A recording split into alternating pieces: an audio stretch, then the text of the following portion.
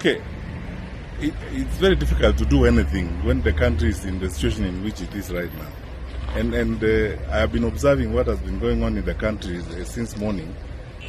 Like many of us who are interested in what's happening in the country.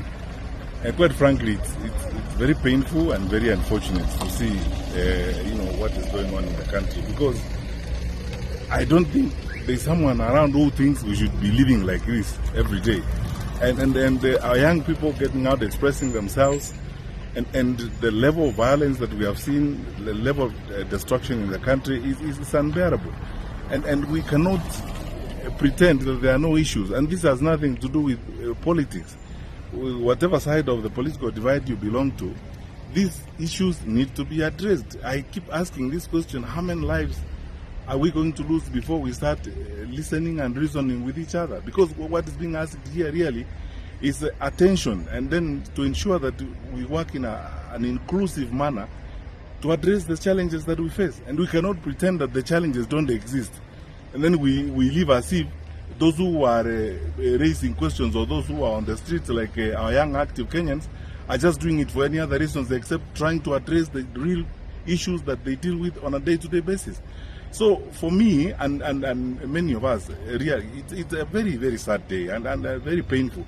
If we were a little more open and more focused in addressing some of these issues, we should not have gotten here this year. Because when this happened last year, there are promises that were made that were never fulfilled. Personally, I've been thinking, actually, and maybe I'll speak about this some more when I get out and start having conversations with people. We needed an open public inquiry on some of these things and on all things that are being raised. Whether it's about an accounted for deaths and so on, we need an open public inquiry on these matters so that issues can be resolved and can be addressed effectively and conclusively. We cannot go on like this, because the question you ask yourself every day is: how many more lives are we going to lose before we start listening and reasoning with each other? And what else needs to happen before we get to a point where we forget about whether it's politics or whatever the issues are and focus really on the questions that we are being asked at this particular time? Why must it be that when people ask questions, they are met with either a different attitude, or they are met with violence and so on and so forth? Yet they are basically asking questions, and they're not saying things that are alien to us.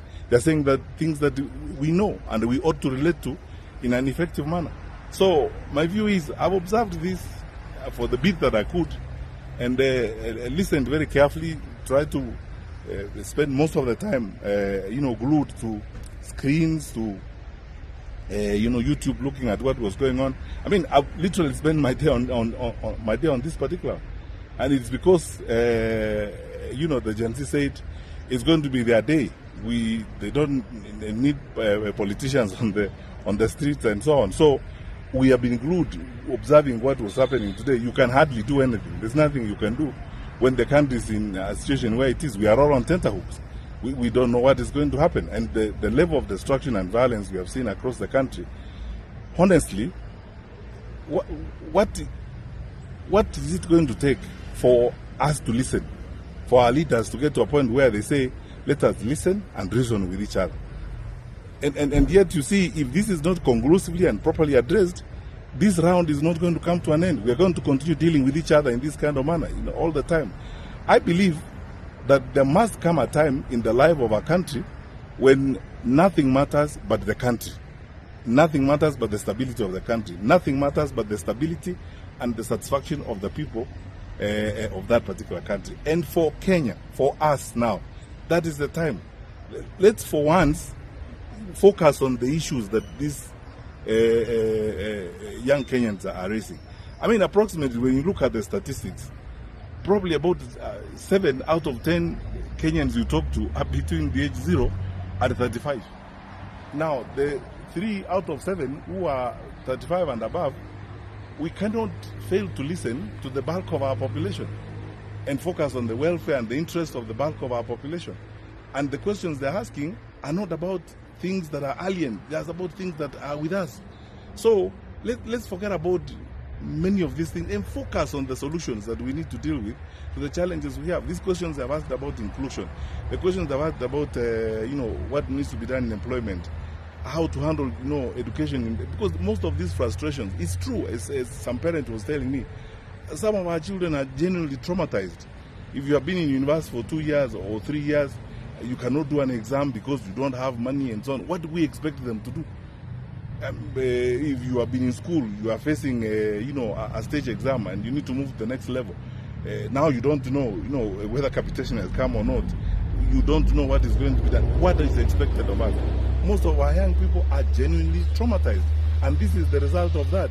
So we can't pretend that all is fine and dandy, and therefore we shouldn't even be raising this issue in the first place, or we start ascribing them to other things, or it's politics, it's so and so. This is why I always say, let us not spend time criticizing, pointing fingers and hurling insults. Let's focus on the issues that we have at hand. That's what we need to do. Thank you. Some of these things are so difficult to address. The famous belief we all have in society is that all of us should grow old to be buried by our children, not to bury our children. And now, most of the people we are losing are young. And so you wonder what is going to happen to this society. And many of them, we are losing them when they are basically just asking questions that are not just logical, but real and necessary. So I feel for those parents. As a parent, I feel for them. It is painful and hurting. To be frank with you, sometimes you hope that in life you don't have to face a situation where you have to address these kinds of things. To look at like those mothers and those parents and all those who have lost their young ones in circumstances such as this. It is very sad, very disheartening.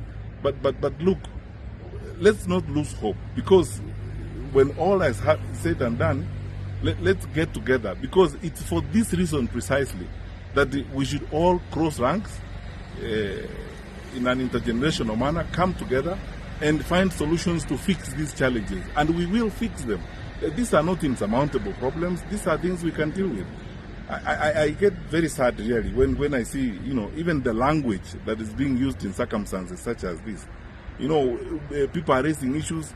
What we have seen in the course of the last few days, the language even from the leaders is shocking.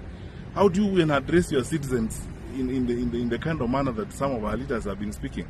Yet actually you're addressing people who are raising challenges, very basic, straightforward issues and challenges that you need to solve and deal with as a leader. Why can't we even be decent and talk to each other in a responsible manner?